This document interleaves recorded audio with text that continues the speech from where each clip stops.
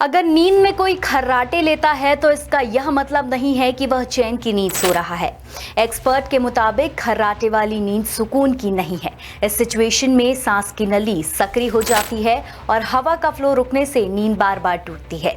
इसे sleep apnoea भी कहते हैं। यह एक स्लीपिंग डिसऑर्डर है। इसे इग्नोर करने से डायबिटीज, ब्लड प्रेशर यानी बीपी, पैरालिसिस के चांस बढ़ जाते हैं। देश के 10% आबादी स्लीप एपनिया से पीड़ित है। हालांकि हर खर्राटे वाले व्यक्ति को जरूरी नहीं कि स्लीप एपनिया ही हो। स्लीप एपनिया के प्रमुख लक्षण हैं सोते समय बार बार सांस का रुकना, ऑक्सीजन का ड्रॉप होना। तो इस वीडियो को इग्नोर नहीं करिए और जल्द से जल्द अपने खर्राटे लेने वाले परिजनों या दोस्तों से शेयर कीजिए।